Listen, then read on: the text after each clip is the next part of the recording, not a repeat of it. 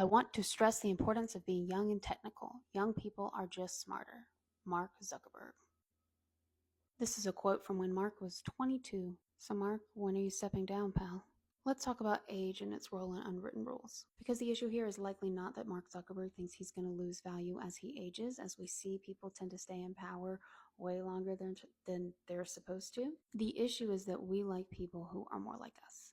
And I've been posting about an article from a Silicon Valley veteran who talks about the mirror-tocracy, where we like people who remind us of ourselves, as in looking in the mirror. And a great quote from this article is, if spam filters sorted messages the way Silicon Valley sorts people, you'd only get emails from your college roommate, and you'd never suspect you were missing a thing. And the things we like about people, the ways we can see them as similar to us, are in many ways, there are many identities. I've been talking about this wheel of intersectionality by Kimberly Crenshaw, how we all have multiple identities that intersect at once to shape our experiences. And in this case, we're talking about age, which is number 10 here. But think about how age intersects with other identities.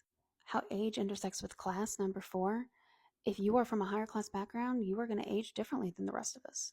You're going to have better health care, probably live longer, have an easier time if you do run into health problems, get treatment quicker.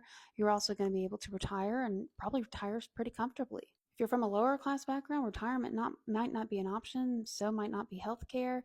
And if they are, it's going to be the retirement will be way later and you probably won't have the same level of care. Women are also penalized for aging more than men. How often do you see a woman criticized for her appearance? We see this a lot in election years of even if people don't disagree with someone's policies, they tear the women apart. On either side of the aisle, to be honest. People comment far more on Marjorie Taylor Greene and Kamala Harris's appearances than any of the other dudes in either side of the aisle, particularly as they age. And aging is something that is coming for us all, if not met with a much worse alternative, not making it. The article in Silicon Valley talks how Mark Zuckerberg gave his speech at 22 and how younger people are smarter, and this was quickly followed by Mitch Kapoor, who's one of the founders of Mozilla, best known for Firefox. His speech was very different. It was on the value of having people who are different than you and not having a culty mindset. He referred to it as having a mirror-tocracy. And he said, when you have a mirror-tocracy, that fantasies pass for truth because there's nobody there to think differently and disagree with you and show you some facts. And clearly Mark Zuckerberg is very successful, though he is dragged over here to Capitol Hill pretty frequently to answer some tough questions. Though is he ever held accountable? Doesn't seem to be. Even if your workplace appears to have people with differences, if the people making the decisions, the leaders, are all the same,